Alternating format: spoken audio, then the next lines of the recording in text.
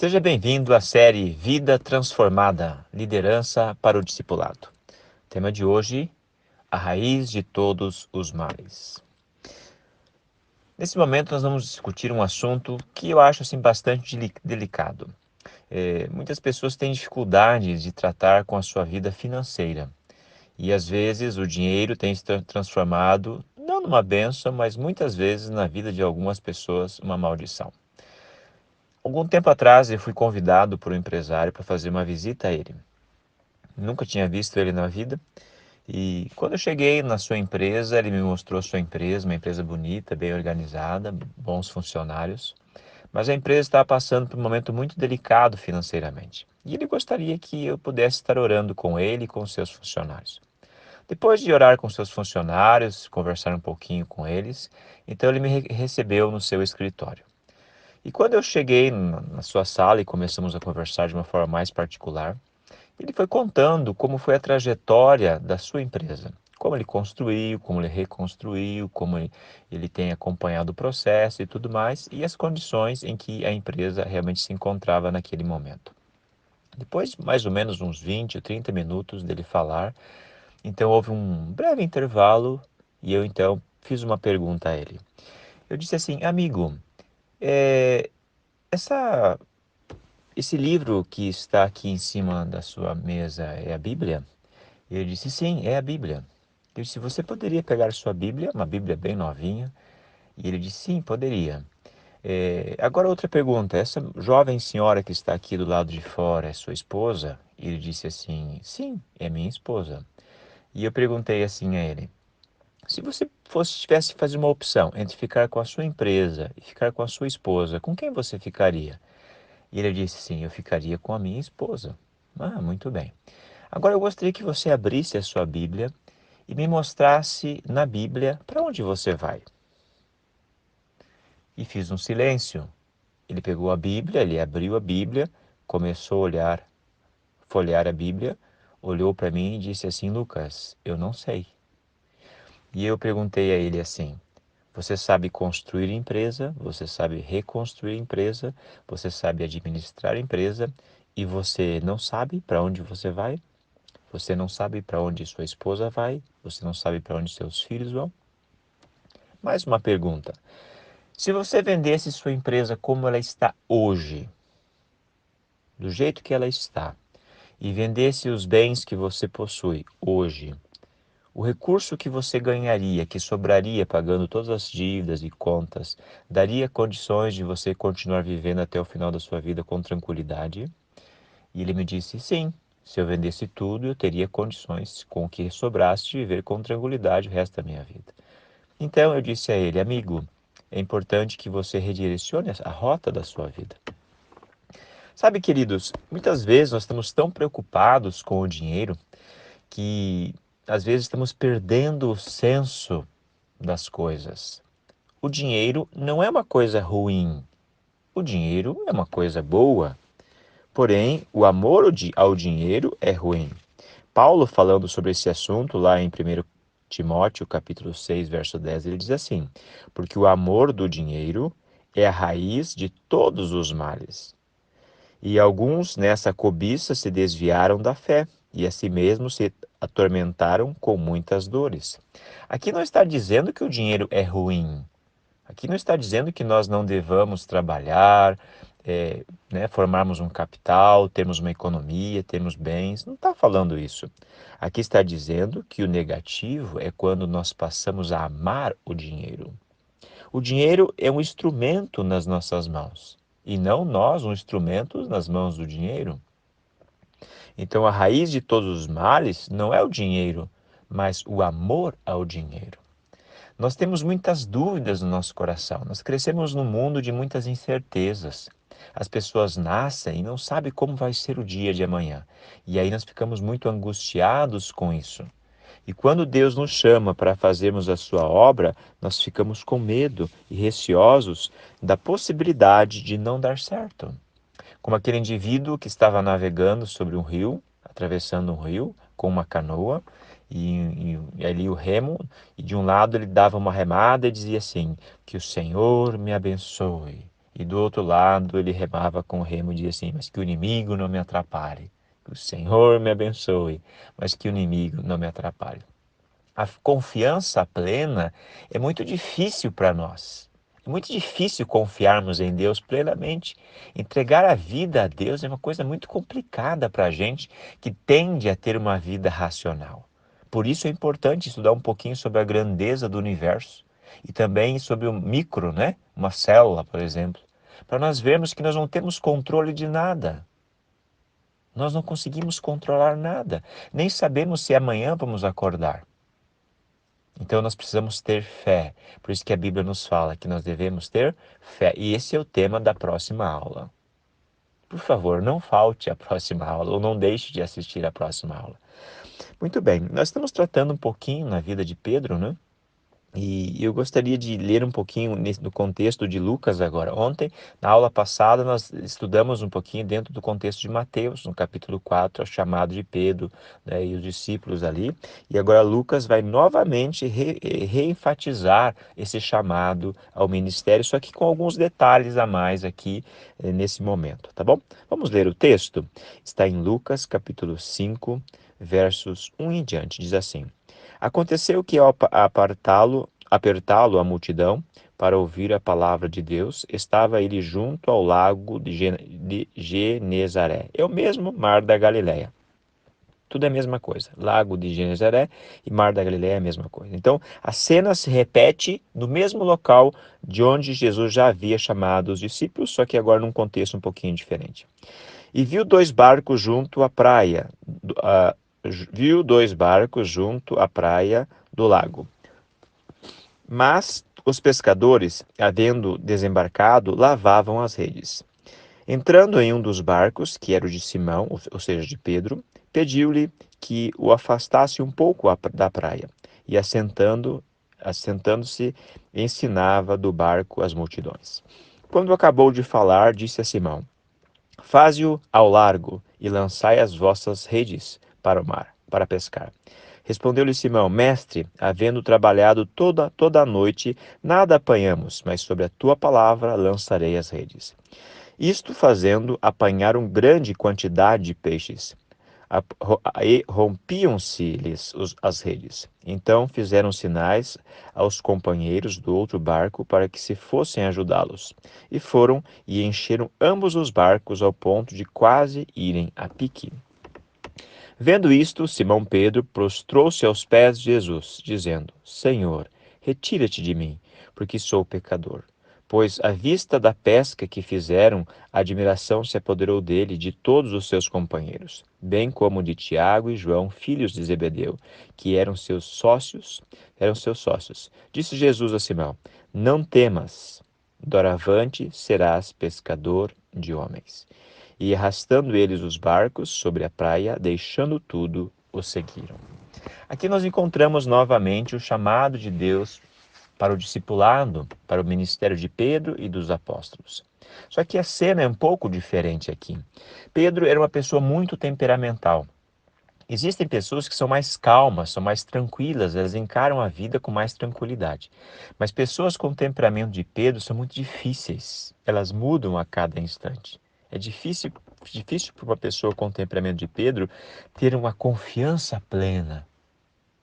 E ele estava com certeza preocupado com a sua vida, porque Jesus os havia chamado, eles já estavam seguindo Jesus, mas possivelmente não haviam abandonado de todo, digamos assim, a pesca ainda, porque era a sua forma de subsistência. E agora, depois de terem pescado a noite toda e não tinham apanhado nada, por certo, Pedro estava muito preocupado. Estava preocupado com seus negócios. Como vai ser minha vida ao ser um discípulo de Jesus? Do que eu vou viver? Do que eu vou comer? As coisas não estão fáceis. Talvez o seu desejo era ir lá e pescar bastante peixe, ganhar bastante dinheiro, deixar dinheiro aplicado no banco para manter sua família e depois ir continuar seguindo Jesus e assim por diante. E assim somos nós muitas vezes. Queremos primeiro fazer nosso pé de meia, não é verdade? Terminarmos de construir nossa casa, temos uma forte conta bancária, e lá, quando nos aposentarmos e tivermos já nosso sítio, então começarmos um trabalho com uma entrega mais completa a Deus. Sabe, queridos, isso nunca vai acontecer. A nossa entrega a Deus deve ser feita hoje. Quando Deus está chamando você para o ministério, entenda, não é porque Ele precisa de você, é você que precisa dele. O ministério é a forma de você manter-se vivo. Há praticamente quase 30 anos, 29 anos atrás, eu recebi o convite de Deus para o ministério. Já se passaram 29 anos. E eu nunca me arrependo de ter aceitado esse convite. Deus cuidou de mim durante todo esse período. Não sou uma pessoa rica, mas nunca me faltou nada. Deus me deu todas as condições necessárias para viver. Talvez se eu não houvesse aceitado esse chamado e me dedicado à obra de Deus, talvez eu nem estivesse na igreja ou estivesse sendo uma pessoa hoje religiosa. Tivesse abandonado a minha convicção ao meu chamado. Quando Deus nos chama porque Ele quer firmar os nossos pés na rocha sólida e nos dar a oportunidade de servi-lo no ministério. Sabe, queridos, Deus tem muito mais para dar para a gente do que o mundo. Os nossos olhos não conseguem ver a grandeza daquilo que Deus tem a oferecer aos seus filhos. Nem jamais penetrou no coração humano tudo aquilo que Deus tem para nos oferecer. Eu gostaria muito que você fosse até o final dessa série. Ela é uma série longa, porém nós vamos estudar juntos a palavra de Deus e entendermos aos poucos a grandeza disso. Quando Paulo fala que o dinheiro é a raiz de todos os males, ele não está se referindo ao dinheiro em si, porque já houve muita época, muito no passado, em que dinheiro nem existia. Sabe, pode ser que daqui a algum tempo você tenha um monte de dinheiro no banco e não vai adiantar para nada. No tempo do fim, a gente sabe que a escassez de alimento, de tantas coisas, as pessoas vão ter dinheiro e daí? Não compra nada com aquilo. Então, na verdade, o que as pessoas buscam é segurança. Ninguém quer dinheiro. Dinheiro é uma coisa suja, não é? As pessoas não querem dinheiro. Elas querem sentir-se seguras. Por isso elas precisam ter bastante dinheiro. E essa segurança, ela vem desde o Gênesis. Quando Caim, por exemplo, tornou-se um lavrador e Abel era um pastor de ovelhas. Para que serve uma ovelha? Ah, pastor, uma ovelha, uma assadinha é uma delícia. Ok, tudo bem. Há uma pele de ovelha no frio. Ah, tudo bem. Não é? Você fazer uma vestimenta. Mas no contexto lá da criação, possivelmente Adão e Eva eram vegetarianos. E possivelmente o clima era estável. Então, nem pele e nem carne tinha utilidade, praticamente. E se houvesse, seria muito pouco. Abel cuidava de ovelhas. E Caim cuidava do quê? Caim era um lavrador. O que faz um lavrador? Uma pessoa que trabalha todos os dias. Você já parou para pensar? Já fez uma horta? Faz uma horta para você ver. Se trabalha, o mato vem e tem que limpar de novo. Quem trabalha com lavoura sabe do que eu estou falando. O lavrador é uma pessoa que nunca para. É uma pessoa que sempre está trabalhando em função da sua obra, das suas atividades, porque ele tem medo. Eu tenho que trabalhar agora porque vem a época do plantio, agora eu tenho que trabalhar porque eu tenho que limpar as plantas, eu tenho que trabalhar porque eu tenho que colher, eu tenho que colher porque eu tenho que armazenar e assim vai a vida. Caim estava muito preocupado em manter sua vida. Ele queria as coisas sob o seu controle. Abel, não. Abel ia até a porta do jardim. O jardim do Éden ficou na terra até por ocasião do dilúvio. Ele ia com as ovelhas até a porta do jardim.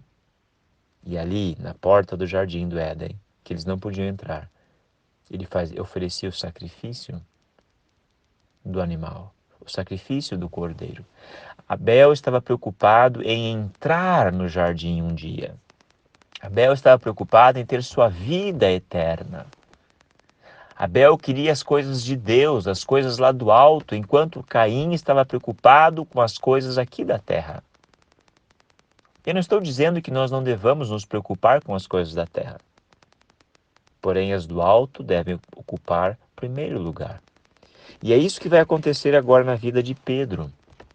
Pedro estava muito preocupado. Ele era uma pessoa altamente estressada. E as suas dúvidas estavam ali.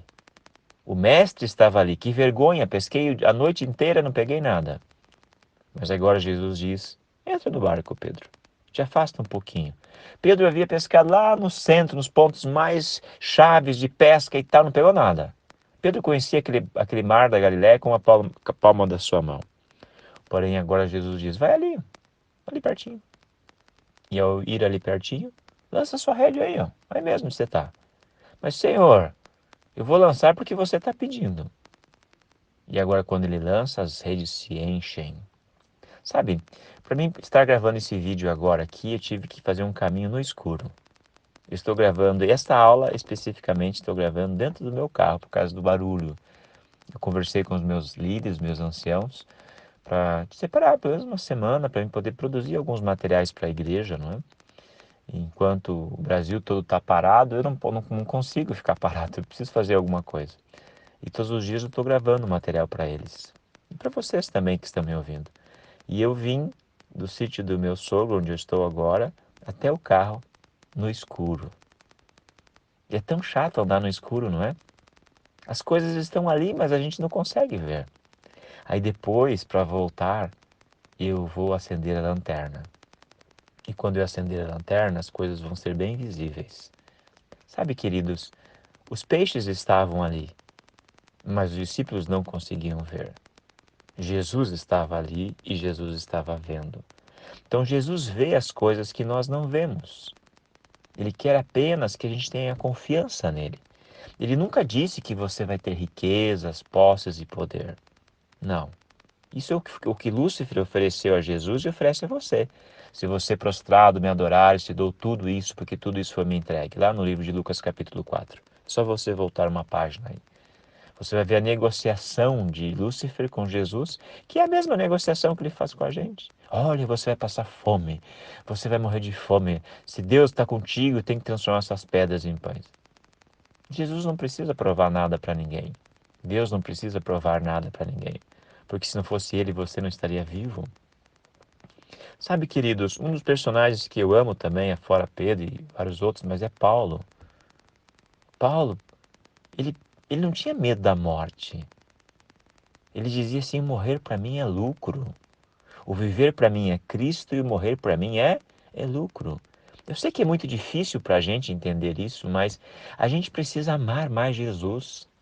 Ah, pastor, por que não amar mais a Deus? É óbvio que eu tenho que amar a Deus, tenho que amar as pessoas, tenho que amar o Espírito Santo, tenho que amar os anjos, né, os bons anjos, né? Enfim, mas Jesus é a imagem visível de Deus para nós. É a revelação de Deus mais completa que nós temos.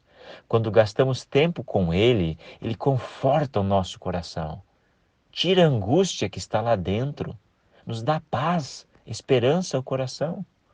Quando Deus foi conversar com Caim, o primeiro ser humano a nascer, ele faz uma pergunta no capítulo 4 do livro de Gênesis. Por que você está com seu semblante caído? É a pergunta. Por quê? Porque Caim queria dirigir sua própria vida e ele não conseguia. Caim queria provar que ele era capaz de fazer as coisas e trazer segurança à sua família, mas ele não conseguia. De certa forma, Caim era revoltado com Deus ao saber que havia um jardim maravilhoso ali e ele não podia entrar. Ele não aceitava que Deus tem suas leis e as suas normas. E quando nós violamos as normas e as leis de Deus, existe um preço. Ele não aceitava esperar a vinda do Messias, o Cordeiro de Deus, que tiraria o pecado do mundo. Mas eu quero te dizer uma coisa: o Messias já veio. Ele já morreu por você e por mim.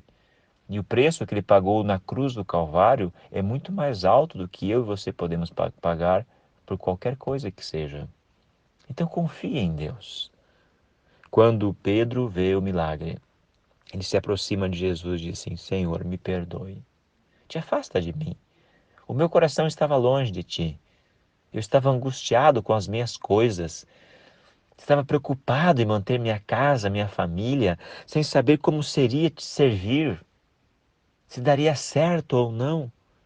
Mas hoje eu vejo que o Senhor sabe o que se passa dentro do meu coração, mas te afasta de mim porque eu sou um pecador, eu não sou digno de te servir. Eu não sou capaz de limpar as suas sandálias, de tão miserável que eu sou. E sabe o que Deus disse para ele? Olha, Pedro, fica tranquilo, eu sei das suas imperfeições, mas mesmo assim eu te escolhi. Assim como Deus está escolhendo você nessa noite. Com todas as suas imperfeições, Deus está escolhendo você. Lá no final do verso 10, Jesus disse: Não temas, porque Pedro estava com medo. Sabe? O medo faz parte do processo. Eu sei que algumas pessoas nesse momento talvez estejam com medo. O medo faz parte do processo. E embora existam ventos fortes soprando, Jesus está no controle. Confie. Ele vai estar lá em todos os momentos como o bom pastor. Está sempre com suas ovelhas. Não temas. Doravante serás pescador de homens. Não tema, João, Paulo, André, Maria, Edésio, Nelson, Ademir, Luiz e tantos nomes que poderíamos mencionar aqui, lindos, né? Kel, não temas. Doravante serás pescador de homens. E arrastando eles os barcos sobre a praia, deixando tudo, o seguiram. Esse mesmo Jesus que fez o convite a eles, faz o convite a você. Eu sei que você pilota o barco da sua vida, mas arraste esse barco para a praia. Deixe ele num lugar seguro. E agora passe a seguir e a servir esse Deus maravilhoso. Amanhã ou na próxima aula nós vamos estar falando sobre uma palavra-chave nessa história. E é na história de Pedro, inclusive, sobre a fé. A importância de termos fé. O que é a fé, afinal de contas? Não perca esta aula. Mas que nesse momento você entenda que, embora o dinheiro e as coisas sejam importantes, têm o seu espaço e o seu valor, nós não devemos amá-los. Nós devemos amar, sim, Jesus. Amarmos a Deus e colocá-lo em primeiro lugar, e as demais coisas, então, nos serão acrescentadas. Vamos orar? Pai querido, muito obrigado por esta oportunidade de mais uma vez termos um encontro contigo, de nós podermos conhecer as tuas verdades e entregarmos nossa vida nas tuas mãos, assim como os discípulos entregaram. Que assim como Pedro, possamos arrastar o barco da nossa vida até a praia, um lugar seguro, e nós possamos segui-lo como seus discípulos, cumprindo o propósito que tens para nós, para a nossa vida. Fica conosco, nos abençoe e guarde, te pedimos agradecidos, em nome de Jesus. Amém.